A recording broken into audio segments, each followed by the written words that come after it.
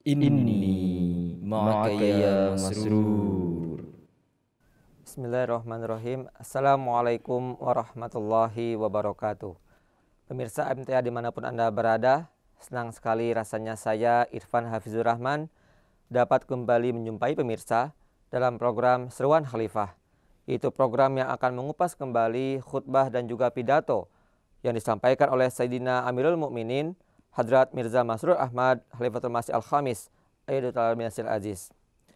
Dalam episode kali ini kita akan membahas khutbah yang beliau sampaikan pada tanggal 6 November 2020 di Masjid Mubarak Islamabad, Tilford, UK. Bersama saya telah hadir seorang narasumber yang tentu tidak asing lagi, yaitu Bapak Maulana Rahmat Hidayat Syahid. Assalamualaikum Pak Rahmat. Sehat Pak? Alhamdulillah. Baik Pak Rahmat, khutbah yang akan kita kupas pada minggu kali ini adalah khutbah yang beliau sampaikan terkait dengan tahun baru periode Tahrikh Jadid yang ke-87. Nah, jadi kita tidak terasa sudah memasuki tahun baru Tahrikh Jadid ya yang ke-87. Nah, di awal khutbah ini beliau menyampaikan mengutip salah satu ayat dari Al-Qur'an dari surat Al-Baqarah ayat 275 yang mungkin saya akan sampaikan artinya saja dulu Pak ya. Ya. Orang-orang yang membelanjakan harta mereka pada malam hari dan siang hari dengan sembunyi-sembunyi dan terang-terangan, bagi mereka ada ganjaran mereka di sisi Tuhan mereka dan tak ada ketakutan pada mereka dan tidak pula mereka akan bersedih. Bagaimana Huzur menjelaskan terkait dengan ayat tersebut, Pak? Jazakumullah, senang jaza.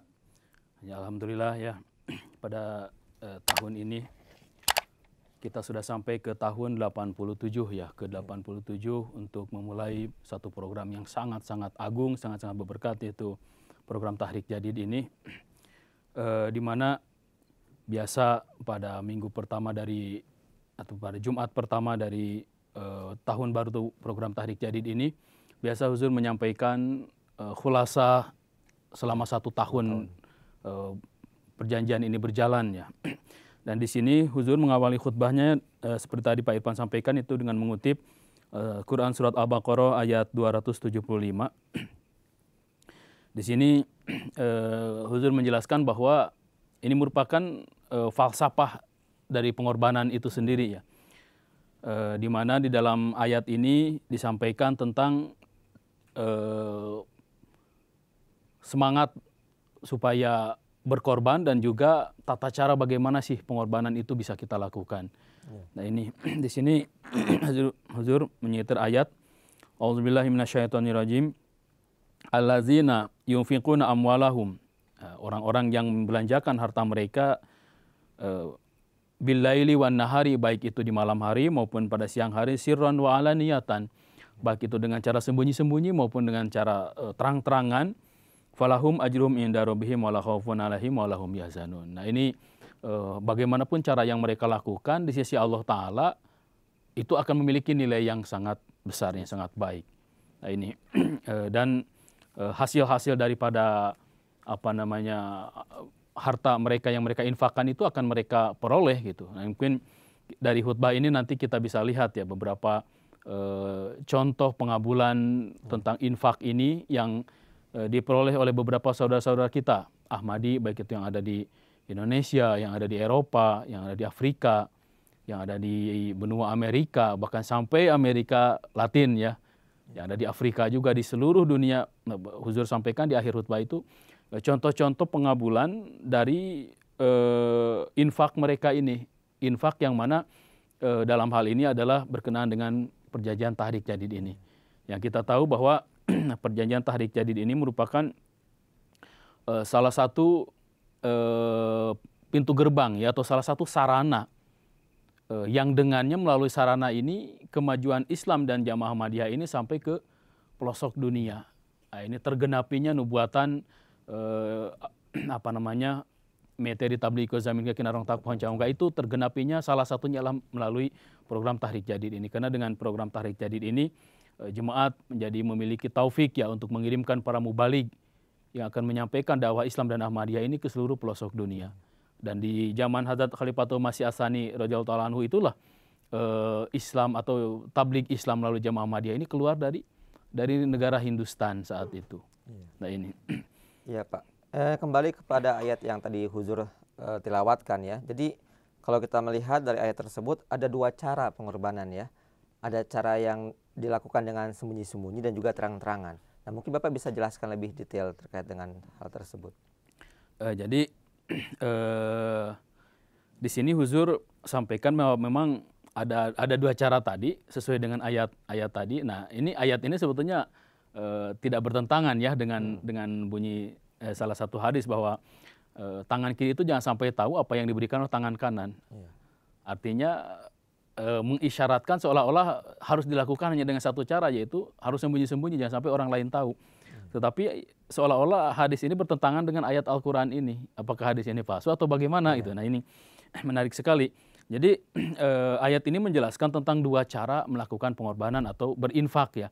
Ada dengan cara sembunyi-sembunyi, sirron. Kemudian wa'alaniyatan, ada dengan cara terang-terangan.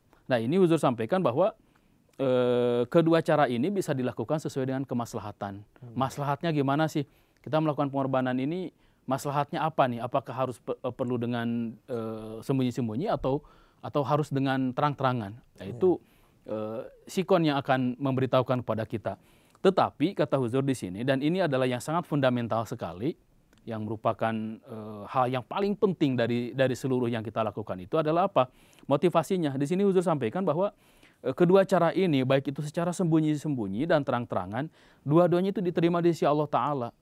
Jadi tidak bisa orang memberikan sedekah, misalkan, wah ini udah pasti nggak diterima di hadapan orang lain, disaksikan orang lain. Tidak bisa begitu kita mengatakan. Karena apa? Karena Allah Ta'ala di tempat lain berfirman bahwa pengorbanan harta orang-orang mukmin di jalan Allah Ta'ala itu dilakukan dengan niat meraih keridhaan Allah Ta'ala. Sebagaimana dia berfirman, wa ma tunfikuna illa ibtigha'a wajhullah. Nah ini. Dan tidaklah mereka membelanjakan dan tidaklah kalian membelanjakan harta kalian ini, menginfakkan harta kalian ini melainkan semata-mata mengharapkan keridhaan Allah Ta'ala. Nah, di sini artinya bahwa ini surat Al-Baqarah ya, lanjutan ayat tadi ya, masih satu tema dengan ayat yang tadi, itu di ayat 273. Jadi cara yang manapun yang kita pilih, baik itu sembunyi-sembunyi maupun terang-terangan, yang paling utama dari semuanya itu adalah apa? Motivasinya. Kenapa kita melakukan pengorbanan ini, untuk apa? Gitu. Nah, di sini Huzur pun sampaikan, jangan sampai motivasi kita melakukan infak fisabilillah ini dalam bentuk program Tahrik Jadid ini jangan sampai menjadi sia-sia, jangan sampai gagal di mata Allah Ta'ala. Nah, ini yang harus kita perhatikan, motivasinya. Karena dua syarat mutlak satu amal itu akan diterima oleh Allah Ta'ala. Pertama sekali yang merupakan basicnya adalah motivasinya. Motivasinya harus benar, harus lillahi ta'ala. Yang kedua, apakah kita melakukannya sesuai dengan instruksi atau tidak? Nah, itu nanti akan dibahas di sini. Ini Huzur ingatkan di sini bahwa tanda-tanda seorang mukmin yang hakiki yaitu mereka senantiasa berbuat baik, berkorban dengan harta mereka yang suci di jalan Allah Ta'ala, siang malam mereka larut dalam pikiran untuk berbuat baik. Jadi sangat simpel sekali ya. Orang mukmin yang hakiki, orang mukmin yang sejati, yang pikiran dan hatinya itu hanya kebaikan saja isinya gitu. Makanya diisyaratkan dalam hadis Rasulullah SAW bahwa tidak ada sesuatu pun yang buruk dari seorang muslim itu, karena seorang mukmin itu karena hampir semuanya itu baik seorang mukmin itu. Nah, ini kita harus introspeksi ya diri kita sendiri ini, apakah sudah seperti itu standar kita atau belum. Kemudian bahkan mereka terkadang dalam berbuat baik itu kata dengan cara sembunyi-sembunyi, dan terkadang mereka terang-terangan. Nah, terkadang mereka mengorbankan harta ini secara sembunyi-sembunyi, dan terkadang juga mereka dengan terang-terangan. Tetapi pengorbanan ini diterima di sisi Allah Ta'ala asalkan tujuan dari pengorbanan itu adalah semata-mata demi meraih keridhaan Allah Subhanahu Wa Ta'ala. Niatnya harus benar. Nah ini. Jadi sebenarnya tidak ada yang lebih baik di antara dua cara itu. Jadi masing-masing memiliki tadi kemaslahatannya ya. Kemaslahatan. Nah, cuman yang terkadang kita mungkin alami gitu ya, ketika kita ingin mengorbankan harta dengan secara terang-terangan ya niat kita memang bagus ya, ini ridho Allah Ta'ala. Tapi orang-orang menilai ini ria, ini ingin dipandang oleh orang. Nah, ini mungkin bagaimana untuk memurnikan niat kita itu Pak, supaya memang semata-mata mencari ridho Allah Subhanahu Wa Ta'ala. Jadi kuncinya sih satu saja ya, jangan baperan itu. Maksudnya adalah apa? Ya kita tutup mata, tutup telinga lah. Yang tahu kondisi hati kita itu kan Allah Ta'ala. Orang boleh apa namanya menyematkan berbagai macam predikat kepada diri kita. Iya. Tapi apakah mereka bisa menyelami kedalaman hati kita? Kan tidak ada yang bisa. Hanya Allah Ta'ala yang tahu. Kita niatkan lillahi ta'ala, ya sudah, biarlah Allah Ta'ala sendiri akan menilai kita. Dan itu akan terlihat dari apa? Ya lihat saja dari kehidupan kita. Itu kehidupan kita itu akan menjadi bukti apakah amal kita ini terkabul atau tidak gitu. Iya. Nah, ini jadi tidak perlu baperan ya, tidak perlu apa baperan, namanya ya, kita niatnya lillahi ta'ala, Allah Ta'ala lebih tahu dengan niat kita. Orang mau ngomong apa segala macam ya biarkan saja, namanya juga orang kita apa namanya tidak bisa memuaskan semua orang dengan apa yang kita lakukan. Kita tidak bisa memaksa pikiran seseorang untuk berpikir seperti kita tidak bisa. Ya, kita bisa menyampaikan nasihat kepada mereka, tapi kita tidak bisa memaksa mereka. Jadi biarkan saja, yang penting niat kita lillahi ta'ala, Allah Ta'ala lebih mengetahui isi hati kita, ya sudah selesai. Nah ini. Dan di sini diingatkan oleh Huzur berkenaan dengan niat tadi bahwa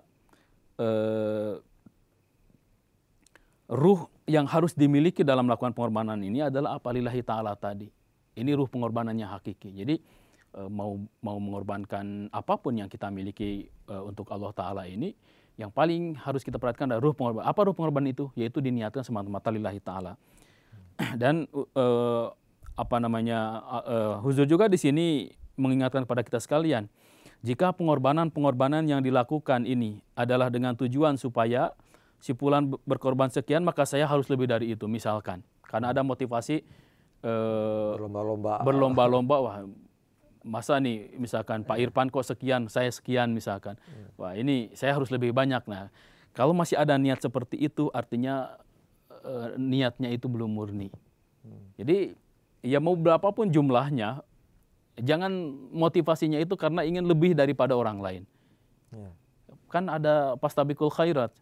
Tapi kan fastabiqul khairat juga bukan motivasinya, bukan itu. Motivasinya itu lillahi ta'ala gitu. Semata-mata karena mengharapkan keridhaan Allah Subhanahu wa taala. Jangan sampai ada dalam pikiran kita karena dia memberikan sekian, saya harus lebih daripada itu. Meskipun misalkan Hadrat Muslim Maud radhiyallahu taala anhu dalam khutbah awal tentang Tahrik Jadid ini mengingatkan juga kepada kita sekalian bahwa dalam memberikan pengorbanan pun juga satu poin yang harus diingat adalah apa? Adanya kesesuaian gitu. Ya sangat tidak logik lah kita misalkan ada saudara kita atau siapapun di antara kita memiliki taufik penghasilan yang cukup besar, misalkan puluhan juta misalkan ini per bulan, hanya memberikan perjanjian 100.000, itu kan tidak logik gitu. Itu tidak logik. Dan Huzur sampaikan yang dinilai di sisi Allah Ta'ala itu, Hazrat Muslim Maud radhiyallahu ta'ala menyampaikan bahwa yang dinilai di sisi Allah Ta'ala itu salah satunya kesesuaian. Sekarang bagi orang yang memiliki pemasukan 2 juta misalkan satu bulan, dia berjanji 200.000 untuk 1 tahun, artinya 10% dia dari penghasilan per bulannya itu dia untuk perjanjian ini. Ada orang gajinya 10 juta, dia berjanji juga 200.000, berapa persen?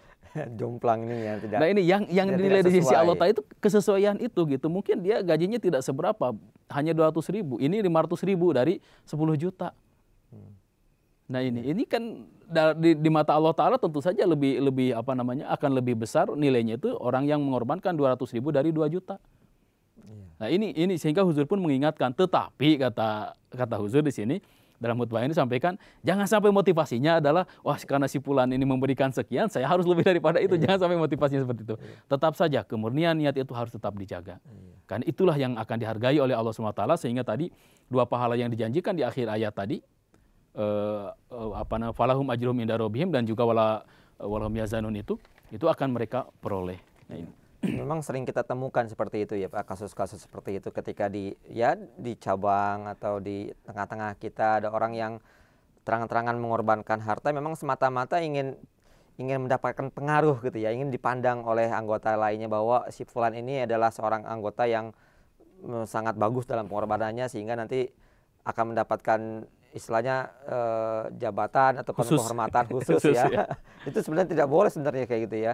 Iya betul, menarik sekali hal ini. Terkadang kita ya dalam mengarungi perjalanan pengkhidmatan ini kadang-kadang suka kecele ya di dalam perjalanan mengarungi penghidmatan ini, seolah-olah ini Huzur peringatkan betul di sini, seolah-olah kalau kita sudah mendapatkan taufik dari Allah Ta'ala untuk melakukan sekian banyak pengorbanan, penghidmatan di jemaat ini, kemudian tiba-tiba kita menjadi memiliki hak yang istimewa.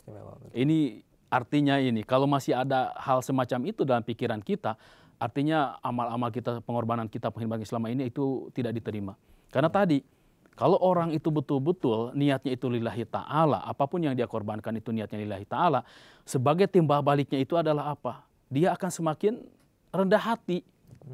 Dia tidak akan merasa menjadi saya ini orang istimewa. Kenapa? Karena saya sudah banyak berkorban di jemaat ini. Nah ini. Dan kita mau tidak mau kita harus jujur lah, harus fair lah, bahwa penyakit-penyakit seperti ini banyak menghambat kemajuan jemaat. Baik itu di tingkat lokal maupun di tingkat yang lebih tinggi lagi. Dan ini Huzur ingatkan betul.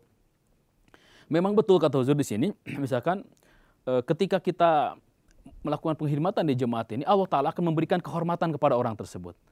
Tetapi jangan sampai kehormatan ini ada karena kita meminta gitu kan. Misalkan di khutbah yang terakhir kemarin ya, Huzur mengingatkan betul itu. Suatu jabatan atau apapun jangan sampai kita memintanya gitu. Kalau misalkan jemaat Hadrat Khalifah mengamanahkan kepada kita sebagai apapun misalkan, kemudian melalui kepanjangan tangan beliau misalkan di suatu negara, apakah seorang amir, seorang sada, seorang presiden, apapun itu istilahnya, melalui mereka kemudian kita diamanahi suatu jabatan di jemaat ini, ya itu jangan kita anggap karena saya ini sudah banyak berkhidmat sehingga saya layak mendapatkan. Bukan begitu. Tidak boleh memiliki pikiran semacam itu. Dan tadi yang harus diingat bahwa apapun pengorbanan yang kita lakukan, niatnya harus lillahi ta'ala. Salah satu tanda dari pengabulannya itu adalah apa? Hati kita itu akan semakin rendah hati gitu. Bukan semakin sombong, bukan saya ini sudah banyak berkhidmat, saya ini sudah banyak memiliki jasa untuk jemaat. Kalian harus mendengar suara saya karena saya sudah banyak berjasa untuk jemaat. Itu salah itu. Salah betul, dan orang-orang semacam itu sekarang ataupun nanti itu dia pasti akan terlempar dari jemaat ini dengan sendirinya.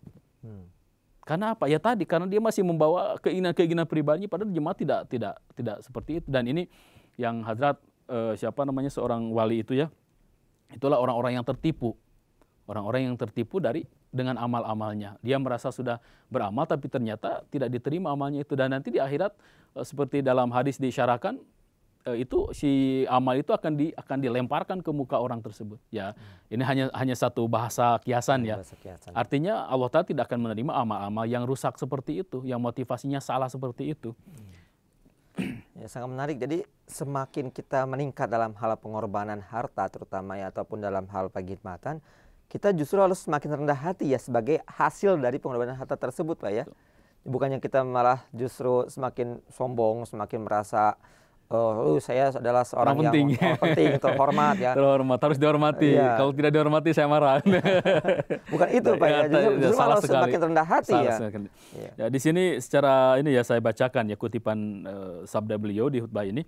Allah Ta'ala memang betul menjanjikan bahwa jika kalian membelanjakan harta kalian semata-mata demi meraih perhatian dan keridhaanku, artinya keridhaan Allah Ta'ala, maka aku berjanji bahwa aku akan menjauhkan ketakutan kalian dan juga kesedihan. Wala khaufun alaihim wa lahum yahzanun tadi. Aku akan menciptakan ketentraman hati bagi kalian.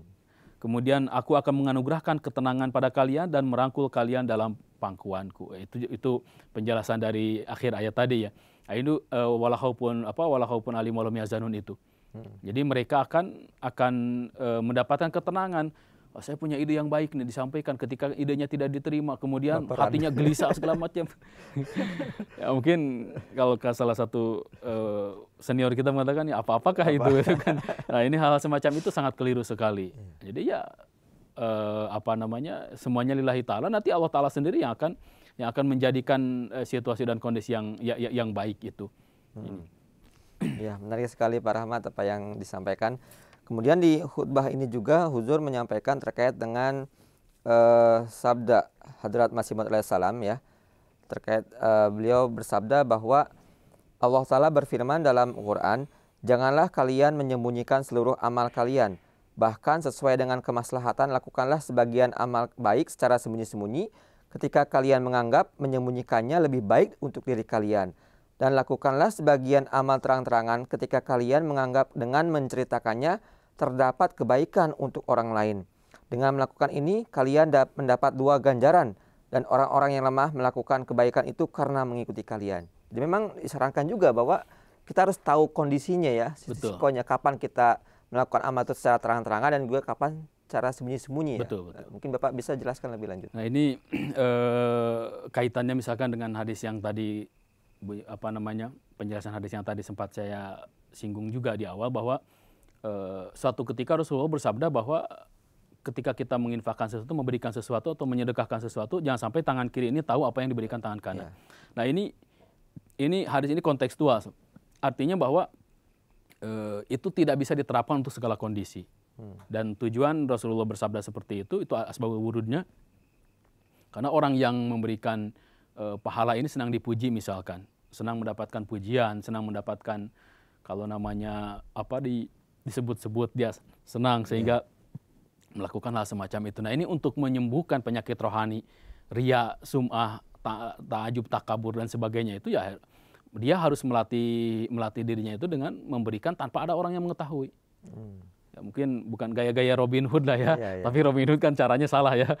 Ini misalkan memberikan tiba-tiba saja di depan rumahnya misalkan ada sekantong Indomie, apalagi dalam masa-masa pandemi seperti sekarang. Sekantong Indomie, ada telur dan sebagainya, tidak tahu siapa yang ngasih, tapi hanya ada tulisan misalkan silakan dimanfaatkan. Nah semacam itu. Nah, ini akan ketika dilakukan secara terus-menerus itu akan akan melatih kesadaran dia bahwa suatu amal itu harus lillahi ta'ala. Nah ini jadi tetapi kata Huzur, dalam kondisi tertentu harus juga jangan semuanya disembunyikan juga sehingga orang tidak tahu praktek amalnya itu seperti apa gitu. Ya kadang-kadang perlu juga disampaikan dengan terang-terangan juga sehingga orang lain akan mengetahui, oh ternyata begini cara melakukannya, saya pun akan melakukannya. Nah, mungkin dalam kisah-kisah saudara-saudara Ahmadi kita di seluruh dunia, yang mereka akhirnya termotivasi untuk memberikan pengorbanan tahrik jadid setelah mendengar khutbah Huzur, setelah mendengar Huzur menyampaikan kisah-kisah mereka yang mendapatkan pertolongan Allah Ta'ala melalui sebagai suatu keberkatan dari keikutsertaan mereka dalam program tahrik jadid ini misalkan seperti itu.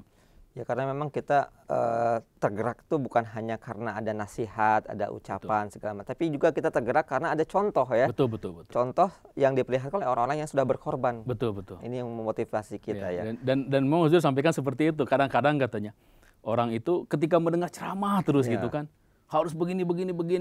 Kadang-kadang bosan juga orang gitu kan. Tapi dengan melihat contoh langsung malah itu lebih menyentuh hati mereka. Betul.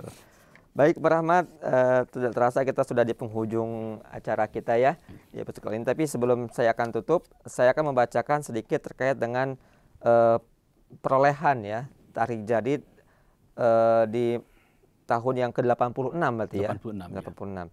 Saya akan coba sampaikan saja apa yang Huzur sampaikan.